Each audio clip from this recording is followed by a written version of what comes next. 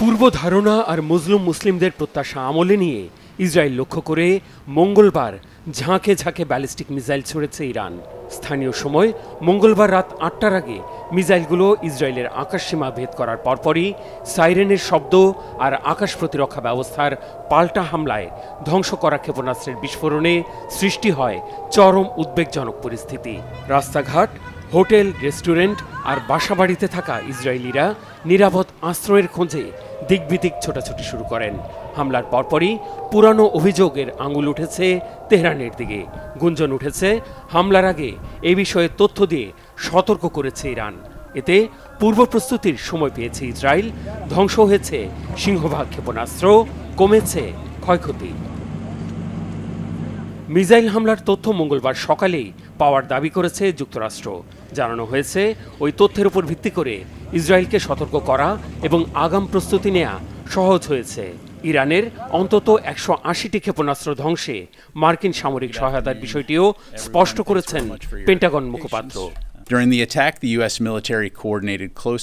হামলা প্রতিরোধের মাধ্যমে সুরক্ষা নিশ্চিত করতে ইসরায়েলের প্রতিরক্ষা বিভাগের সাথে নিবিড় সমন্বয়ের দায়িত্ব পালন করেছে যুক্তরাষ্ট্র। মধ্যপ্রাচ্যে থাকা দুটি মার্কিন ডেস্ট্রয়ার কয়েক ডজন প্রজেক্টাইল ছুড়ে ইরানের মিসাইল প্রতিরোধে ইসরায়েলকে সহায়তা দিয়েছে। এ বিষয়ে জাতীয় নিরাপত্তা কমিটির সাথে জরুরি বৈঠক করেছেন মার্কিন প্রেসিডেন্ট জো বাইডেন। সাফাই দিয়েছেন ইসরায়েলে আত্মরক্ষার অধিকারের পক্ষে। আমার নির্দেশনায় মার্কিন সামরিক বাহিনী ইসরায়েলের প্রতিরক্ষায় সার্বিক সহায়তা দিয়েছে।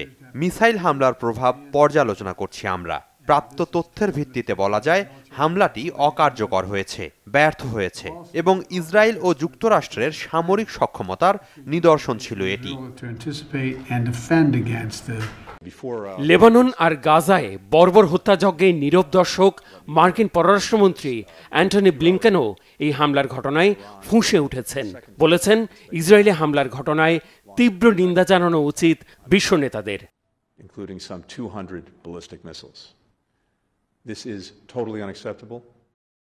পাল্টা আঘাতের জন্য ইরানকে প্রস্তুত থাকার হুমকি দিয়েছেন ইসরায়েলের প্রধানমন্ত্রী বেনিয়ামিন নেতানিয়াহু। পাল্টা হুঁশিয়ারিতে রেভলিউশনারি গার্ড বলেছে, ছেড়ে কথা বলবে না ইরান। অনেক বড় ভুল করে ফেলল ইরান, এর মাসুল দিতে হবে। দেশের প্রতিরক্ষা আর শত্রুর ওপর পাল্টা আঘাত হানার বিষয়ে আমাদের সংকল্পের প্রতি ইরানের ধারণা নেই। সিনোয়ার ও দেইভ বুঝতে পারেনি, নাসরুল্লাহ বা মোহসেন বুঝতে পারেনি। এখন দেখা যাচ্ছে তেহরানের তারাও এই বিষয়টি বুঝতে পারছে না। উন্মাদে পরিণত হওয়া ইহুদি রাষ্ট্রটিকে যদি যুক্তরাষ্ট্র আর ইউরোপীয় ইউনিয়ন বাগে আনতে না পারে এবং এমন অপরাধ অব্যাহত রাখে বা আমাদের সার্বভৌমত্ব এবং ভৌগোলিক অখণ্ডতার বিরুদ্ধে কিছু করে, তাহলে আজ রাতের মতো হামলা আরও জোরালোভাবে হবে এবং তাদের সব অবকাঠামোতে আঘাত হানা হবে। এবছরের এপ্রিলে সিরিয়ার দামেস্কে ইরানের কনসুলেটে ইসরায়েলের হামলায় রেভলিউশনারি গার্ডের ৭ কমান্ডার নিহত হয়েছে। জবাবে ইসরায়েল লক্ষ্য করে ১১০টি ব্যালিস্টিক এবং ৩০টি ক্রুজ মিসাইল হামলা চালিয়েছিল ইরান। তখন জর্ডানকে হামলার ক্ষণ ও সুনির্দিষ্ট লক্ষ্যের বিষয়ে আগে ভাগে জানানো এবং সেই তথ্যের ভিত্তিতে ইসরায়েলের প্রস্তুতি নিয়ে সমালোচনার মুখে পড়ে Tehran. Mehrab Hussain Khan, Bangla vision, news desk.